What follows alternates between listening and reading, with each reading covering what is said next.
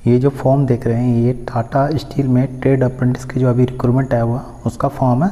और इस वीडियो को लास्ट तक आप लोग बने रहिएगा। मैं इसको पूरा तरीका आप लोगों को बताऊंगा कि इसको कैसे भरा जाएगा। और जो भी कैंडिडेट इसके बारे में नहीं जानते हैं तो चलिए उसके बारे में पहले हम लोग देख लेते हैं कि किस किस पोस्ट के लिए रिक्रूटमेंट है और इसके लिए क्या एलिजिबिलिटी है। आप देख सकते हैं recruitment of trade apprentice 2021 batch के लिए रिक्रूटमेंट है। और इसमें जो है आपका जो क्वालिफ़िकेशन आपका मांगा गया है वो मैट्रिक मांगा गया है। और इसमें जनरल कैंडिडेट को 70% मांगा गया है और ST/SC कैंडिडेट को 60% मांगा गया है। और आपका जो सब्जेक्ट है जैसे मैट्रिक में सब्जेक्ट होना चाहिए इंग्लिश, साइंस और मैथमेटिक्स होना चाहिए।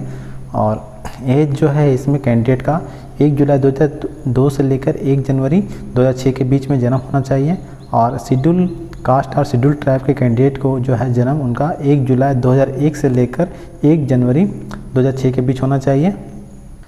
इसमें जो कैंडिडेट आवेदन करना चाहते हैं उसका हाइट 152 सेंटीमीटर मांगा गया है और गर्ल कैंडिडेट के लिए 142 सेंटीमीटर मांगा गया है। चेस्ट आपका जो बॉयज़ कैंडिडेट है उसका एक्सपेंड करने के बाद 5 सेंटीमीटर और होना चाहिए। आई साइट इसमें 6/6 मांगा गया है और कलर विजन जो है नॉर्मल मांगा गया है। और वेट जो है जो बॉयज़ कैंडिडेट उनको 45 kg मांगा गया है और गर्ल्स कैंडिडेट का 40 kg मांगा गया है। और इसमें जो है आपका झारखंड, बिहार, उड़ीसा, वेस्ट बंगाल, उत्तर प्रदेश इतने जगह के कैंडिडेट इसमें आवेदन कर सकते हैं। तो ये बहुत अच्छी बात है। इसमें जो आपका ट्रेनिंग होगा वो 2 साल का होगा और 2 साल के ट्रेनिंग के बाद आपका परमानेंट कर दिया जाएगा। वो टाटा स्टील के किसी भी मतलब जो आप कंपनी है जैसे टाटा ग्रोथ हो गया, TVS हो गया, ठीक है, और टाटा ब्लूस्कोप हो गया, ठीक है, और SN जो बहुत सारे इसमें टाटा के ग्रुप हैं वहाँ पर ही आपका प्लेस कर दिया जाएगा। तो बहुत ही अच्छा अपॉर्चुनिटी है और इस अपॉर्चुनिटी को आप लोग मिस नहीं करने दीजिएगा।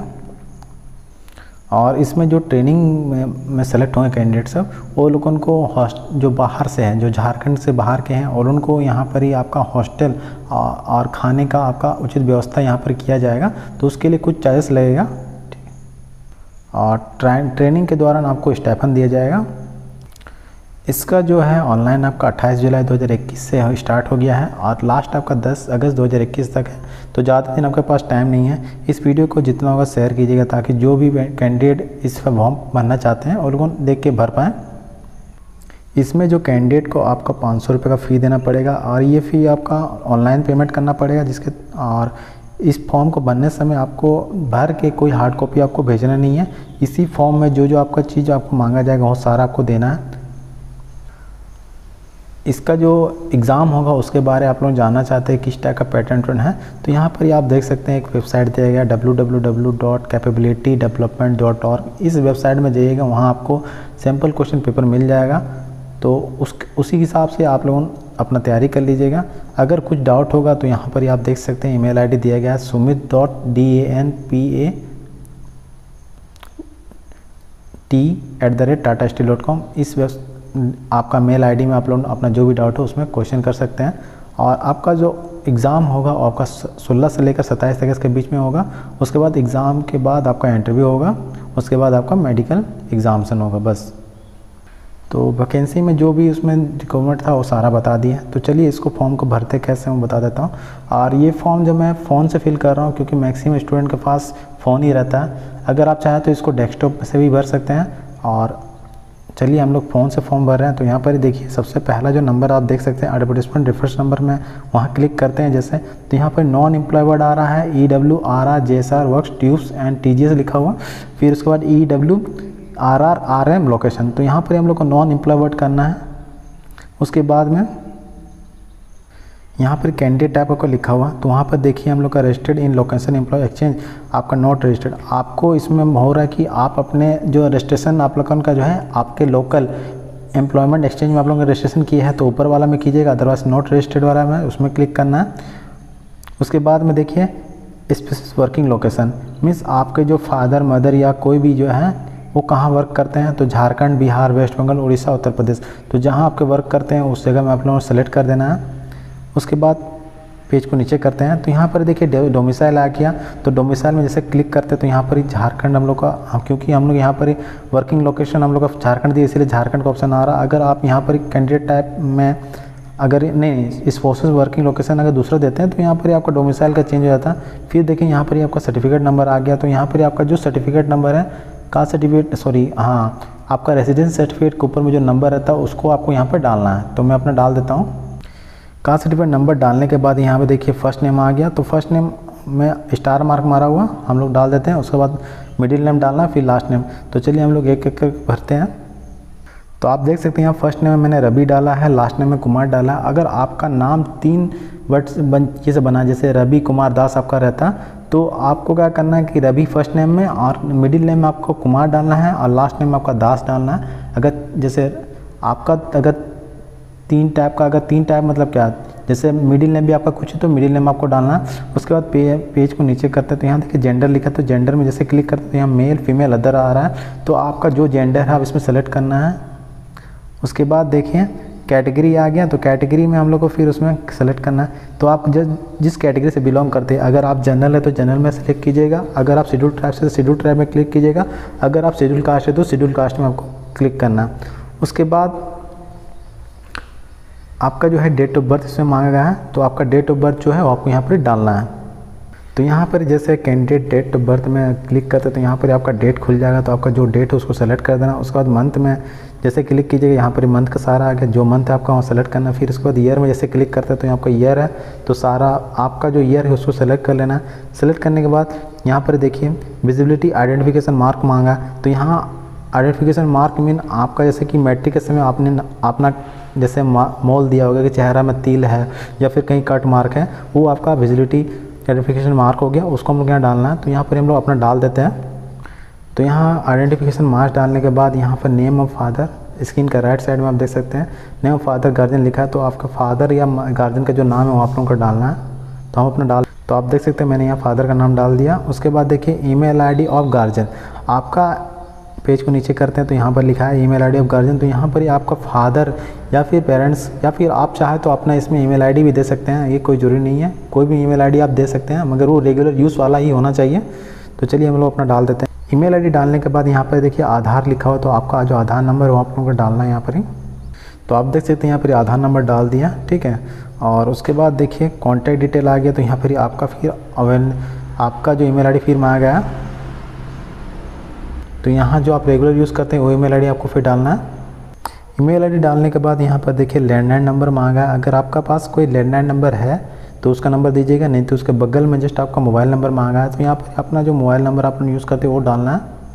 तो हम अपना डाल देते हैं। मोबाइल नंबर डालने के बाद यहाँ पर एड्रेस फॉर कम्युनिकेशन लिखा हुआ, तो यहाँ पर हम लोग का कम्युनिकेशन में जो आपका है जहाँ पर आप अभी रह रहे हैं करंट में वो डालना है। फिर उसके जस्ट बगल में आप देख सकते हैं परमानेंट एड्रेस लिखा है, तो आपका जो परमानेंट एड्रेस है वो आपके यहाँ डालना है। तो हम लोग चलिए डाल देते इतना।